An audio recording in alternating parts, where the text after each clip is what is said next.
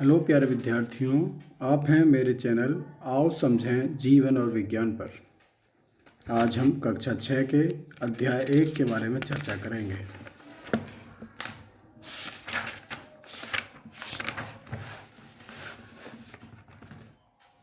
अध्याय का नाम है दैनिक जीवन में विज्ञान। मनुष्य स्वभाव से ही सदैव ही जिज्ञासु प्रवृत्ति कर रहा है। उसे हमेशा अपने आसपास की दुनिया में घटने वाले प्रत्येक घटनाक्रम में कब, कहाँ, कैसे और क्यों जैसे प्रश्नों के उत्तर ढूंढने की उत्सुकता होती है।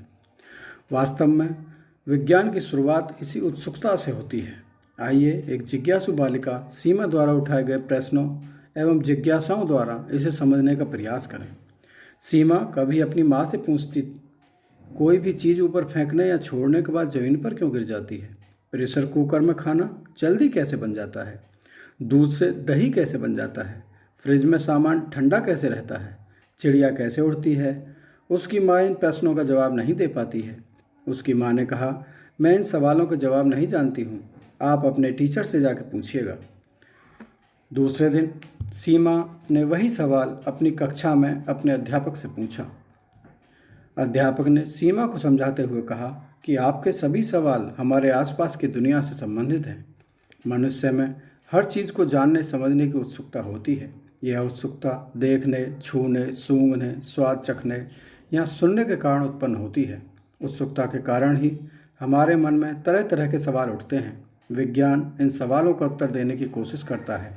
सीमा ने कहा, ठीक है, लेकिन विज्ञान कैसे इन सवालों का उत्तर देता है? टीचर ने कहा, यह जानने के लिए हमें समझना होगा कि वैज्ञानिक किस तरह कार्य करते हैं। वे जिस समस्या का हल खोजना चाहते हैं, सबसे पहले उसका सूक्ष्म अवलोकन करते हैं। पहले उसे छोटे स्तर पर सोचते हैं, उससे संबंधित सभी जानकारियाँ एकत्रित करते हैं, इकट्ठा करते हैं। एकत्रित जानकारी के द्वारा वे अपने उत्तर के बारे में कल्पना करते हैं। इस तरह किसी सिद्धांत की रचना की जाती है। सिद्धांत की रचना ही सवाल का सबसे अच्छा समाधान होता है। सिद्धांत की पुष्टि के लिए बार बार प्रयोग करना पड़ता है ताकि यह विश्वास होने लगे कि इस समस्या का सबसे अच्छा समाधान यही है। टीचर ने बताया कि सीमा का सवाल है, वस्तुएं हमेशा ज़मीन पर क्यों गिरती हैं? आप रोज़ देखते हैं, आप कोई भी चीज़ हवा में उछालें, फेंकें तो वह ज़मीन पर ही गिर जाती है। क्या ऐसे हर जगह और हर वस्तु के साथ होता है? यह जानने के लिए आपको कई तरह की वस्तुओं के साथ विभिन्न स्थानों पर प्रयोग करना पड़ेगा। अगर आप ऐसा कर पाएंगे तो हर तरह की वस्तु, फूल, पत्थर, सिक्के, कपड़े आदि जहाँ चाहें से गिराएं, वे वापस ज़मीन पर ही गिरते हैं। इसे देखकर महान वैज्ञानिक सर आइजैक न्यूटन ने यह निष्कर्ष निकाला कि पृथ्वी पर हर वस्तु को गुरुत्वाकर्षण के कारण अपनी तरफ खींचती है, जिसकी वजह से प्रत्येक वस्तु ज़मीन पर गिरती है। सीमा ने अपने प्रश्न का इतना सरल उत्तर पाकर वो खुश हो गई। अध्यापक ने सीमा को उत्सव को देखकर बताया कि ज़्यादातर उत्तर सरल ही होते हैं, लेकिन उनके उत्तर या सिद्धांत पाना अक्सर कठिन हो जाता है। वैज्ञानिक किसी भी समस्या समाधान प्राप्त करने के लिए वैज्ञानिक विधि के विभिन्न चरणों के द्वारा निष्कर्ष निकालते हैं। ऐसा आप लोग भी कर सकते हो, उससे समाज को लाभ होता है। वैज्ञानिक विधि के निम्न चरण निम्न प्रकार हैं जो आप भी अपने जीवन में अपना सकते हो। सबसे पहले हमें किसी नई चीज़ के बारे में जो भी प्रश्न है उसके बारे में सोचना होगा। उसे हम जिज्ञासा कहते हैं, प्रश्न करना कहते हैं। नंबर 2 पर हमें सोचना होगा कि वो कैसे हो सकता है, जिसे हम परिकल्पना कहते हैं। तीसरे नंबर पर हमें परीक्षण करने होंगे। चौथे नंबर पर हमें निरीक्षण, विश्लेषण और वर्गीकरण करने होंगे। सारी चीज़ों को अलग अलग करके देखना होगा। 5वां काम है अभिलेखन का। हम उसे कागज़ पर लिखेंगे कि कैसा कैसा निरीक्षण करके आ रहा है, कैसा कैसा वर्गीकरण से आ रहा है।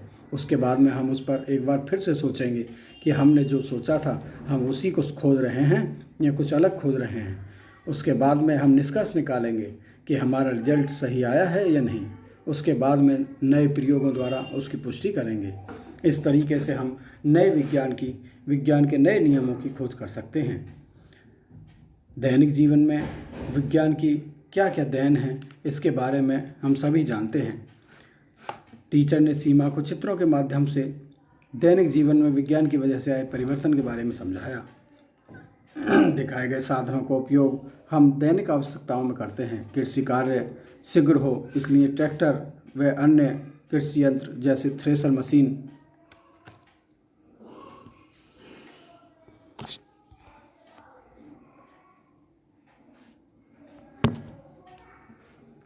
सीड ड्रिल हार्वेस्टर आदि विज्ञान की ही देन है। घर बैठे देश विदेश की जानकारी व मनोरंजन टेलीविज़न व रेडियो द्वारा किया जाता है। गैस के चूल्हा द्वारा शीघ्र खाना पक जाता है। इससे समय और श्रम की बचत होती है तथा प्रदूषण भी कम होता है।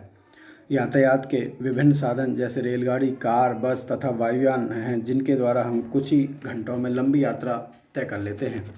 विज्ञान की खोजों के फलस्वरूप ही कृषि यंत्रों, यातायात एवं संचार के साधनों तथा अन्य अनेक प्रकार के साधनों एवं सामग्रियों का विकास संभव हो पाया है। विज्ञान ने हमारी बहुत सी समस्याएं जो भोजन, स्वास्थ्य, यातायात से जुड़ी हैं को सुलझाने में सहायता की है। पंप तथा नहरें सिंचाई के लिए पर्याप्त मात्रा में पानी उपलब्ध कराते हैं। आज उत्तम बीज, उर्वरक, कीटनाशक दवाएं उपलब्ध हैं। इसी प्रकार मनोरंजन के क्षेत्र में, संचार के क्षेत्र में, चिकित्सा के क्षेत्र में, शिक्षा के क्षेत्र में विज्ञान ने अभूतपूर्व योगदान दिया है। समाचार पत्रों और रेडियो द्वारा हमें देश विदेश में हो रही घटनाओं की जानकारी मिलती रहती है। क्रिकेट मैच और देश विदेश में होने वाले विभिन्न समारोहों का सीधा प्रसारण हम टेलीविज़न पर देख सकते हैं। टेलीविज़न और मोबाइल फ़ोन द्वारा हम दूर स्थित किसी व्यक्ति से बात कर सकते हैं। यह सभी विकास विज्ञान द्वारा ही संभव हो पाए हैं। मनुष्य सदा ही अधिक ज्ञान प्राप्त करने और उसका सही रूप में अनुप्रयोग करने के लिए प्रयत्नशील रहा है। आप भी बहुत सी नई खोजों के बारे में जानने को इच्छुक होंगे। पुराने समय में जो साधन प्रयोग किए जाते थे उन्हें परंपरागत कहते हैं और वर्तमान में हम जो आधुनिक साधन प्रयोग करते हैं वो वर्तमान के परिप्रेक्ष्य में हैं और इसमें विज्ञान ने क्या भूमिका प्रदान की है अब हम इसके बारे में जानेंगे। विभिन्न क्षेत्रों में विज्ञान ने अपना योगदान दिया है। विज्ञान ने हमारे दैनिक जीवन में होने वाले बहुत से कार्यों को आसान बना दिया है। ऊपर दिए चित्रों में देखने पर साफ पता चलता है। जैसे कि भोजन पहले मिट्टी के चूल्हे पर बनाया जाता था, मिट्टी के बर्तन हुआ करते थे और लोहे के भी बर्तन हुआ करते थे, परंतु वर्तमान में गैस चूल्हा, विद्युत oven, solar cooker, pressure cooker, stainless steel के बर्तन, नॉन स्टिक बर्तन और इंडक्शन चूल्हा आदि आ गए हैं। पहले कृषि के क्षेत्र में हलों से जुताई होती थी, बैलों से जुताई होती थी, कुआं, रहट, गोबर की खाद आदि का प्रयोग किया जाता था। पानी के लिए कुओं का प्रयोग किया जाता था जिससे कि बहुत समय लग जाता था और आज ट्रैक्टर हैं, जुताई के लिए नहरें, ट्यूबवेल, रासायनिक उर्वरक, यूरिया, फास्फेट, पोटास, उन्नत बीज, कीटनाशक दवाएं आदि हैं। पहले यातायात के लिए बैलगाड़ी, तांगा, ऊंट, घोड़ा गाड़ी, खच्चर आदि प्रयोग होते थे और आज आप सभी जानते हैं कि हम साइकिल, कार, बस, स्कूटर, रेलगाड़ी, वायुयान, पानी का जहाज़ आदि प्रयोग करते हैं कहीं आने जाने के लिए। पहले मनोरंजन के लिए नाटक, नौटंकी, बिरहा, कठपुतली और नृत्य आदि हुआ करते थे और आज की डेट में आप सभी जानते हैं, ज़्यादातर देखते होंगे कि बच्चे मोबाइल पर मनोरंजन करते रहते हैं, बड़े भी करते रहते हैं। रेडियो है, ट्रांजिस्टर है, टेलीविज़न है, सिनेमा, वीडियो गेम, डीवीडी आदि हैं। पहले संचार के लिए संदेशवाहक भेजे जाते थे। एक व्यक्ति चिट्ठी लेकर दूसरे के पास जाता था जिससे पहुंचने में बहुत समय लग जाता था। उसके बाद में डाक द्वारा प्रचलन शुरू हुआ, लेकिन वर्तमान में टेलीफोन है, मोबाइल है, फैक्स है, ईमेल है, कंप्यूटर है, टेलीग्राम, इंटरनेट आदि है जिससे क्षण भर में ही एक जगह से एक जानकारी दूसरी जगह पहुंचा दी जाती है। चिकित्सा के क्षेत्र में रोगी की जांच हेतु, उपचार हेतु दवाई और शिक्षा आदि हेतु पहले नाड़ी देखकर अनुमान द्वारा जड़ी बूटी और झाड़ फूंक, घरेलू उपचार, गुरुकुल प्रणाली, विद्यालयों में शिक्षक द्वारा पारंपरिक ढंग से अध्यापन किया जाता था। आज मलमूत्र तथा खून का परीक्षण, x-ray, ultrasound, CT scan, endoscopy, antibiotic दवा, एनाल्जेसिक, एंटीसेप्टिक दवाओं एवं शल्य क्रिया द्वारा ओवरहेड प्रोजेक्टर, कंप्यूटर आदि द्वारा किया जा रहा है। शिक्षा के क्षेत्र में पहले गुरुकुल प्रणाली अध्यापकों द्वारा पारंपरिक ढंग से अध्यापन कराया जाता था। आज ओवरहेड प्रोजेक्टर द्वारा, कंप्यूटर द्वारा, इंटरनेट द्वारा दूरस्थ क्षेत्र में स्थित छात्रों को राष्ट्रीय एवं अंतर्राष्ट्रीय स्तर के योग्य शिक्षकों द्वारा गुणवत्तापूर्ण शिक्षा एडुसेट नामक शैक्षिक उपग्रह द्वारा दी जा रही है। अंतरिक्ष के क्षेत्र में पहले साधारण दूरबीन और वेधशालाएँ थीं और आज चंद्रयान 1, 2, 3, रडार, मंगलयान आदि भेजे जा चुके हैं। रक्षा के क्षेत्र में पहले भाला, तलवार, तीर धनुष, गदा आदि होते थे। आज बंदूक, पिस्तौल, तोप, टैंकर, मिसाइल, परमाणु बम आदि हैं। अब ऐसा नहीं है कि विज्ञान ने सभी चीज़ें अच्छी विज्ञान से होती हैं, फ़ायदे ही होते हैं। किसी चीज़ के अगर फ़ायदे होते हैं तो कुछ नुकसान भी होते हैं। तो इसीलिए विज्ञान के दुरुपयोग से कुछ समस्याएं भी उत्पन्न हो गई हैं। विज्ञान ने अनेक असंभव लगने वाली बातों को भी संभव कर दिखाया है। जीवन का कोई भी ऐसा क्षेत्र नहीं बचा है जिसे विज्ञान ने प्रभावित न किया हो। विज्ञान से मनुष्य को जहाँ अपार सुविधाएं प्राप्त हुई हैं, वहीं इसके दुरुपयोग, असंयमित उपयोग से अनेक समस्याएं भी उत्पन्न हुई हैं। जैसे विज्ञान की प्रगति के फलस्वरूप यातायात के क्षेत्र में पेट्रोल, डीजल चालित वाहनों की वृद्धि के कारण पर्यावरण असंतुलित और प्रदूषित हो रहा है। रासायनिक उर्वरकों एवं कीटनाशक दवाओं के उपयोग से कृषि उत्पादन में अत्यधिक वृद्धि तो हुई है, किंतु अनुचित प्रयोग से मृदा प्रदूषण, जल प्रदूषण का संकट उत्पन्न हो गया है। नदियां प्रदूषित होती जा रही हैं और किसान के मित्र कहे जाने वाले केंचुआ, सांप आदि की संख्या घटती जा रही है। भूजल के असंयमित दोहन से भूजल स्तर नीचे खिसकता जा रहा है, जिससे कुएं एवं तालाब सूखते जा रहे हैं। तीव्र ध्वनियों द्वारा उत्पन्न होने वाले संगीत, लाउडस्पीकर आदि से ध्वनि प्रदूषण हो रहा है, जिससे मानव मस्तिष्क पर दुष्प्रभाव पड़ रहा है। मानव बस्तियों में कूड़े कचरे एवं अपशिष्ट पदार्थों के निस्तारण की समुचित व्यवस्था के अभाव में मानव जीवन संकटग्रस्त हो रहा है। रेडियोधर्मी विकिरण के कारण पृथ्वी पर जीवन के अस्तित्व का भय उत्पन्न हो गया है। ओजोन परत में छिद्र वायु प्रदूषण के कारण हैं। परमाणु ऊर्जा के अनुचित प्रयोग से ही हिरोशिमा एवं नागासाकी में पलक झपकते ही लाखों लोगों के जीवन का अंत हो गया था। रेफ्रिजरेटर एवं एयर कंडीशनर में प्रयुक्त गैसों से वायुमंडल में क्लोरोफ्लोरोकार्बन की मात्रा में वृद्धि हो रही है, जिससे ओजोन परत का निरंतर क्षरण हो रहा है। सड़कों पर दौड़ते वाहनों का धुआं, पेट्रोल एवं डीजल के दहन से वायु में कार्बन डाइऑक्साइड एवं नाइट्रोजन के ऑक्साइड की वृद्धि हो रही है, जिससे सरदर्द, दमा, अस्थमा आदि रोग हो रहे हैं। वैज्ञानिक खोजों में भारतीय एवं विदेशी वैज्ञानिकों का योगदान है, जो हम सभी जानते हैं। बहुत से वैज्ञानिक भारत में हुए हैं। प्राचीन भारत में वैज्ञानिक चरक ने जड़ी बूटियों के औषधीय गुणों के द्वारा रोगों को उपचार की विधि का विकास किया था तथा सुश्रुत ने शल्य चिकित्सा के क्षेत्र में महत्वपूर्ण योगदान दिया था। आर्यभट्ट ने पाई का मान, श्रीधराचार्य ने वर्ग समीकरण का हल देने वाले प्रथम गणितज्ञ थे।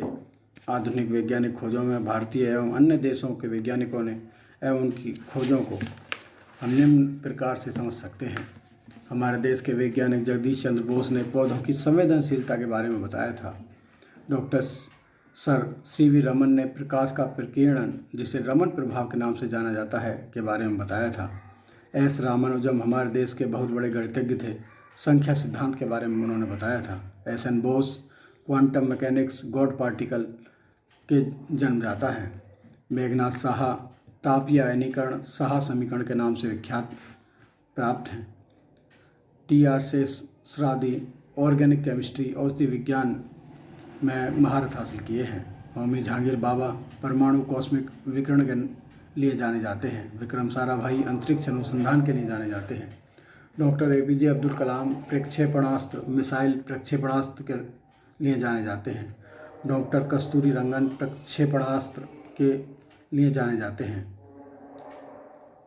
डॉक्टर हरगोविंद खुराना आनुवांशिकी कोड की स्थापना के लिए जाने जाते हैं। सुब्रमण्यम चंद्रशेखर खगोल विज्ञान के लिए जाने जाते हैं। कल्पना चावला अंतरिक्ष विज्ञान के लिए जानी जाती हैं। वैज्ञानिकों का जो विदेशी हैं, जिन्होंने ऐसी खोजें की जो पूरी दुनिया में काम आ रही हैं। एडवर्ड जेनर रोगों से रक्षा हेतु वैक्सीन के लिए जाने जाते हैं। अलेक्जेंडर फ्लेमिंग ने पेनिसिलिन का आविष्कार किया था। मैडम मैरी क्यूरी ने रेडियम और पोलोनियम का आविष्कार किया था। गैलीलियो गैलीली ने दूरबीन का आविष्कार किया था। थॉमस अल्वा एडिसन ने ग्रामोफोन एवं विद्युत बल्ब का आविष्कार किया था। गुलियल्मो मार्कोनी ने रेडियो का आविष्कार किया था। अलेक्जेंडर ग्राहम बेल ने टेलीफोन का आविष्कार किया था। सर आइजैक न्यूटन गुरुत्वाकर्षण का नियम और गति के सिद्धांत के लिए जाने जाते हैं। चार्ल्स बेबेज ने कंप्यूटर का आविष्कार किया था। माइकल फैराडे ने डायनामो का आविष्कार किया था। विलियम रेंटजन ने एक्सरे की खोज की थी, जिससे आज हड्डियों के एक्सरे किए जाते हैं। जॉन लोगी बेयर्ड ने टेलीविज़न का आविष्कार किया था। अल्बर्ट आइंस्टाइन ने फोटो इलेक्ट्रिक इफेक्ट का आविष्कार किया था, जिस आधार पर आज सोलर सेल बनी हुई है, जो हम अपने घरों में प्रयोग करते हैं। इसी के साथ ये अभ्यास समाप्त हो जाता है। इसमें कुछ महत्वपूर्ण और बातें हैं जो हमें जाननी चाहिए। भारतीय विदेशी वैज्ञानिक जिन्हें नोबेल पुरस्कार से सम्मानित किया गया है वो हैं sir C V. Raman, Hargobind Khorana, Subrahmanyan Chandrasekhar, Albert Einstein, madam Curie, Alexander Fleming. और भारतीय अंतरिक्ष अनुसंधान संस्थान, जिसे इसरो के नाम से जाना जाता है, भारत में अंतरिक्ष अन्वेषण तथा अंतरिक्ष प्रौद्योगिकी के विकास एवं उसके अनुप्रयोग का कार्य भारतीय अंतरिक्ष अनुसंधान संस्थान इंडियन स्पेस रिसर्च ऑर्गेनाइजेशन द्वारा किया जाता है। इसे संक्षेप में इसरो भी कहते हैं। इसकी स्थापना 15 अगस्त 1969 को हुई थी। इसरो का मुख्यालय बेंगलुरु में है। यहाँ कृत्रिम उपग्रहों को डिजाइन करके निर्माण किया जाता है। कृत्रिम उपग्रह भी पृथ्वी की परिक्रमा करते हैं। कृत्रिम उपग्रह अंतरिक्ष में कुछ प्रमुख उद्देश्य